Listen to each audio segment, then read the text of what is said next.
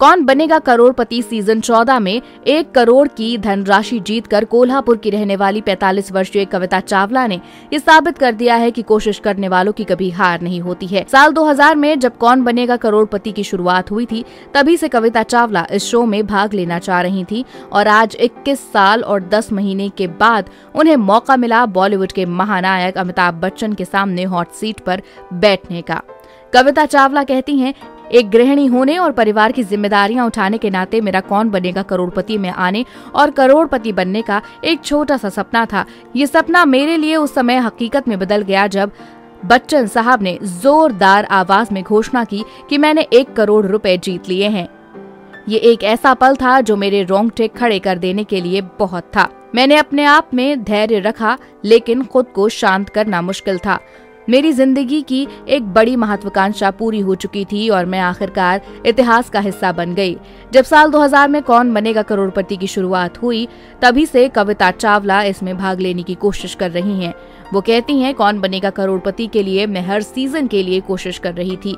मुझे साल 2012 में पहली बार कॉल आया और फोन पर 3 सवाल पूछे गए, लेकिन मैं घबरा के जवाब नहीं दे पाई।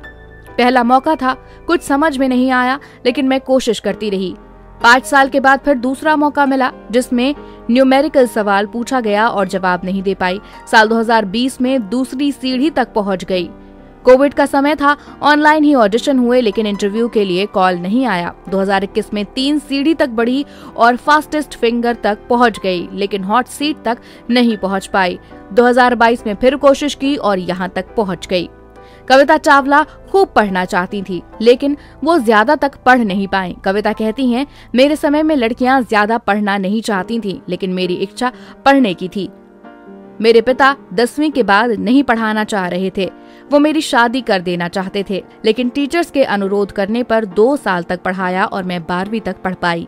इस जीत की राशि से मैं अपने बेटे को पढ़ाई के लिए विदेश भेजने का सपना पूरा करना चाहती हूँ, ताकि वो अपने सपनों को पूरा कर सके। मैं कौन बनेगा करोड़पति के मंच की आभारी हूँ, जिसने इतने सारे सपनों को सच करने में अहम भूमिका निभाई है। कविता चावला के पिता गुरबख्श निरंकारी की कोल्हापुर में चप्पल की दुकान थी।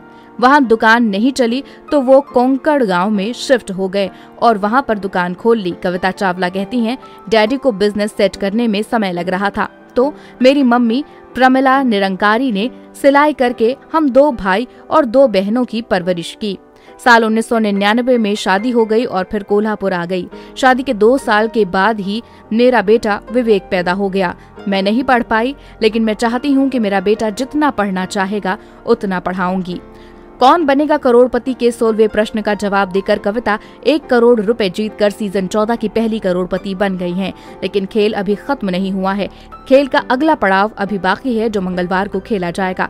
17वें सवाल का जवाब देना अभी बाकी है। अगर ये जवाब सही हुआ तो वो 7.5 करोड़ रुपए की धनराशि जीत जाएंगी। कविता चावला कहती हैं, अगर 7.5 करोड़ जीत गईं तो मेरे बहुत सारे सपने पूरे हो जाएंगे। बेटा आगे की पढ़ाई के लिए यूके जा रहा है।